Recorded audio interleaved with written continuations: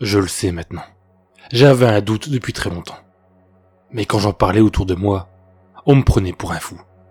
Un dégénéré. Je ne sais même pas si j'aurai le temps d'écrire ce que j'ai à dire.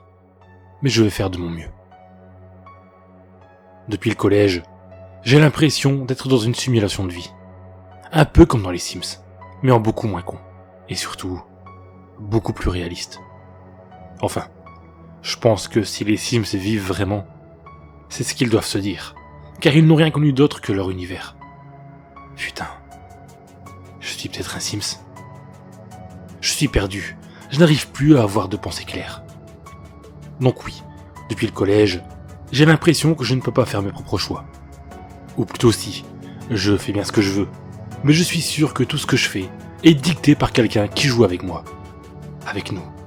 Avec notre monde. Ou alors, tout le monde autour de moi est fictif. Peut-être que je suis le seul personnage jouable de cet univers, et que les autres sont des PNJ. J'arrive à avoir l'esprit un peu plus clair, même si peut-être que ce que je suis en train d'écrire actuellement, c'est celui qui joue avec moi qui me dicte de l'écrire. Mais putain, comment je peux faire pour me sortir de là ? Je pensais qu'en emménageant dans cet appartement, j'allais reprendre une nouvelle vie, stopper mon obsession sur la simulation. Mais ça a empiré. Je vois un psy chaque semaine. Chaque semaine, je lui raconte ma vie qui est tout sauf intéressante. Mes histoires de cœur, mes problèmes financiers, mes dépressions, mes doutes, mes peurs. Je suis dégoûté. Quitte à être un personnage dans une simulation, pourquoi je ne suis pas riche ? Pourquoi ? J'ai eu une vie de merde. Ça sert à quoi ? Il ne sait pas jouer aux Sims, c'est lui qui joue avec moi. Hé, toi là, qui me fait écrire ces lignes. Tu es nul aux jeux vidéo, c'est ça ? Putain, mais je sais pas moi. Utilise un code triche, donne-moi de l'argent. De la beauté, du succès, de la gloire. Pas une vie misérable. À moins que ça t'amuse de me voir souffrir. Car tu as toi-même une vie minable. Donc tu te venges sur un pauvre personnage. Mais dis-toi que peut-être que toi aussi, tu es dirigé par quelqu'un. Que ta vie est une simulation. Tous ceux qui lisent ce message-là, tous ceux qui sont en train de se poser la question, demandez-vous comment vous pouvez être sûr que vous n'êtes pas dans une simulation. Regardez autour de vous. Demandez-vous si les gens à vos côtés sont vraiment vivants. Prouvez-le. Vous ne pourrez pas. Même s'il a un cœur, etc., vous ne serez jamais sûr à 100% que cette personne est vraiment réelle. Donc oui, j'ai emménagé dans ce nouvel appartement et je viens d'y passer ma première nuit. Mais je me suis réveillé en plein milieu car j'ai entendu un bruit à ma fenêtre. Quelque chose en moi me poussait à aller voir. Je voulais y aller, vraiment. Je me disais que c'était peut-être quelqu'un qui lançait des cailloux et j'allais lui dire d'arrêter ça. Mais quelque chose d'autre me poussait à rester dans mon lit. C'est ce que j'ai fait. Je suis resté assis, à écouter, alors que j'avais envie d'aller voir. J'ai donc écouté le bruit, il était de plus en plus fort. Ça commençait à me faire peur. J'ai regardé autour de moi ce que je pouvais prendre pour me défendre au cas où. C'est vrai que j'étais au 4e et que rien ne pourrait venir par la fenêtre. Mais étant dans un nouvel appartement, je dois avouer que la peur a pris le dessus. Je suis donc resté à écouter, mais je me disais que ça venait forcément de la simulation. J'avais déjà vécu un truc similaire au lycée. C'est à ce moment que ma théorie sur la simulation est restée ancrée en moi. J'étais aux toilettes, et j'avais entendu quelqu'un frapper contre ma porte que j'avais fermée pour pouvoir tranquillement faire ce que j'avais à faire sans être dérangé. J'ai répondu que j'étais occupé. J'ai alors entendu des pas s'éloigner en direction d'un autre WC. Mais les chaussures du gars, que je pouvais voir car la porte n'allait pas jusqu'en bas, étaient toujours devant la porte. Et non, il n'y avait absolument personne d'autre dans les toilettes, juste moi et ce gars. Je n'étais pas très sûr de ce que je voyais. J'ai répété « C'est occupé mec, va voir ailleurs ». Et à ce moment, il y a eu une sorte de petit bruit de glitch, un truc bizarre, et les chaussures avaient disparu. Et j'ai entendu la chasse d'eau dans l'autre toilette. C'était trop bizarre. Ce n'était pas un truc de fantôme ou je ne sais quoi, non. C'était vraiment un bug. Un bug audio et vidéo dans la vraie vie. Et c'est là que mon vrai doute s'était fondé. Même si, quand j'en parlais, on me prenait pour un fou. Donc j'étais dans ce lit, et j'écoutais. J'ai vu quelque chose bouger dans l'ombre, près de la fenêtre. Moi, je voulais balancer quelque chose, Ma lampe de chevet, vu que je n'avais que ça d'assez lourd pour pouvoir obtenir un effet si jamais il y avait quelqu'un. Mais non. Ce que j'ai fait, je me suis levé du lit et je suis parti essayer d'ouvrir la porte, qui était bien entendu fermée à clé, alors que je ne ferme pas mes portes à clé chez moi. J'ai essayé d'allumer la lumière, mais rien ne fonctionnait. J'ai alors donné des coups de pied à la porte, mais elle n'a pas cédé. Et pire, j'ai entendu quelque chose qui m'a glacé le sang. Il y a eu un rire, juste derrière moi. Encore une fois, j'ai su que j'étais dans la simulation, car ce n'était pas la première fois que j'entendais ce rire. J'ai entendu cette même voix dans un des films d'horreur qui m'a le plus terrifié.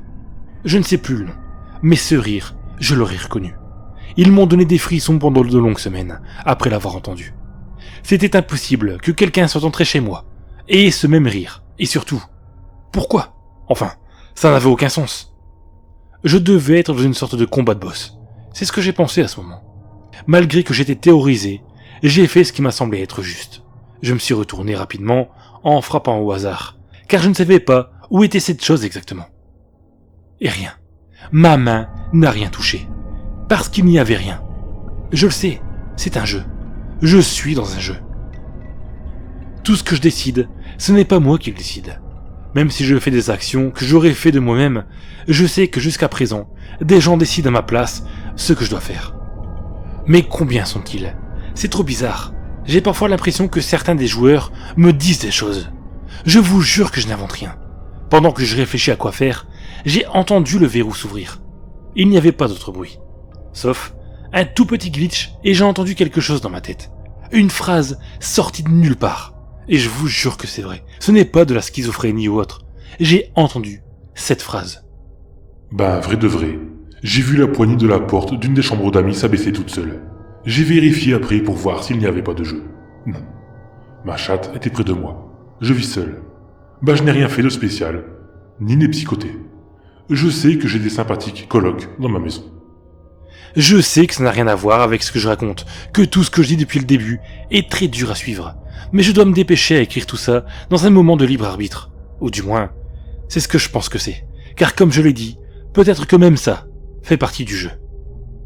Bon, la porte étant ouverte, je décide de sortir de la chambre et devinez quoi ? La pièce où je me suis trouvé, c'était de nouveau ma chambre, mais plongée dans une ambiance sinistre. Une lumière rouge clignotante, du sang sur le lit, et sous ce lit, un paquet cadeau. Et le comble du comble, il n'y avait plus de porte. Avouez que c'est n'importe quoi. Bon, moi je voulais prendre cette boîte, mais quelque chose m'a encore poussé à faire autre chose. Je suis parti à la fenêtre, et alors que je marchais en direction de cette fenêtre, je savais qu'il allait se passer quelque chose. C'était sûr. Ça n'a pas loupé. Il y a eu un pleur de bébé qui venait de sous le lit. Comme c'est original. Toi le créateur de ce jeu, tu savais que j'ai peur des pleurs de bébé la nuit, quand il n'y a pas de bébé. Pourquoi tu as fait ça ? Ça t'amuse ? Tu t'éclates ? Putain mais merde quoi. Et vous savez ce qu'il y a d'amusant ? C'est que j'ai une autre phobie. J'ai peur des clowns. Devinez ce qu'il y avait à la fenêtre de la chambre ? Un clown, rien que ça. Un clown qui flotte à plusieurs mètres du sol. Mais merde putain, soyez un peu crédible quand vous faites vos jeux, ça n'a aucun sens, je me retrouve dans un jeu pourri, qui n'a aucun sens. Bon, vu que ma peur des clowns est plus grande, je suis allé chercher la boîte sous le lit. Je l'ai ouvert, et à l'intérieur, il y avait une photo de moi, un trou dans la tête. Sur cette photo, il y avait une phrase qui disait « Tue-toi ». Mais moi, j'ai commencé à être plus clair à ce moment, à vouloir faire mes propres choix. Donc à force de fixer la photo, j'ai vu les mots se transformer en « Réveille-toi ». J'en étais plus que sûr maintenant. J'étais dans un jeu. Dans la boîte, il y avait un pistolet qui devait me servir à me tuer, ou tuer le clown. Je ne sais pas ce que tu as décidé, créateur, mais je n'ai pas voulu me tuer. C'est pour ça que quand j'ai pointé l'arme vers le clown, ça a fait des bulles de savon à la place d'une balle. J'ai décidé de ne plus t'obéir à ce moment. Mais ça n'a pas plu apparemment. Le clown a frappé très fort contre la fenêtre, et plein de sang coulait de sa bouche. À force de frapper, il a fini par casser la vitre, et mon Dieu, tout s'est transformé en cauchemar. Il a ouvert en grand sa bouche, et tout dans la chambre volait dans sa direction. Ce clown aspirait tout. J'avoue que j'avais très peur. Simulation ou pas, il fallait que je fasse quelque chose. Mais je ne pouvais rien faire d'autre que me diriger vers la porte, qui était réapparue comme par magie. Sans doute pour les besoins scénaristiques de ce stupide jeu. Ça n'a aucun sens. Pendant que je marchais avec difficulté vers la porte, je me disais « Sors du jeu, sors du jeu, sors du jeu, sors du jeu, sors du jeu ». Je l'ai répété plein de fois, et j'ai entendu une fois de plus ce bruit semblable à un glitch audio. Puis, des pensées qui n'étaient pas les miennes sont venues dans ma tête, comme la fois précédente. Des pensées de ce style. À partir d'un moment, il faut se rendre compte que, vu la situation, on est soit dans un rêve, soit dans un dessin animé. Alors bon, je m'attends à ce que la porte nous mène dans un labyrinthe de miroirs déformants. Et le clown nous suit, et est devenu géant. Alors je prends le gros canon qui vient d'apparaître et je tire sur le clown. Mais pas de bol, il a juste un drapeau, boum, comme dans Tex Avery. Alors tant qu'à faire, j'appelle Bugs Bunny à la rescousse. J'arrête de suivre, trop long. On dirait le clown dans un des parcs d'attractions, où les fauteuils se soulevaient avec de l'air et bougeaient dans tous les sens. Récit, j'attends tous les soirs ta nouvelle notif, avec impatience. Ça en était trop. J'avais mal à la tête. J'ai mis mes mains sur ma tête et j'ai hurlé. Toutes ces pensées qui venaient. Récit. J'attends ta notif. Ça ne voulait rien dire. J'étais bien dans un jeu. Tout s'est calmé dans la pièce. Je suis parti à cet instant prendre le carnet et écrire ces mots. J'ai l'impression que je ne suis plus dans le jeu. Tout est calme. Mais pour combien de temps? Je sais qu'on me force à faire des choses, comme ouvrir cette porte, mais je n'en ai pas envie. Ou alors, me pointer le stylo dans les yeux. Mais si je le fais, je sais que ce sera la fin de ma vie. Je ne sais pas quoi faire, je suis perdu. Je vais rester là, à attendre. Si c'est une simulation, et que je décide de ne rien faire, le jeu finira par s'éteindre. À moins que maintenant, il y a des balles dans le pistolet. Peut-être que je peux m'en tirer une, et ne plus vivre dans ce jeu. Qu'allez-vous faire ?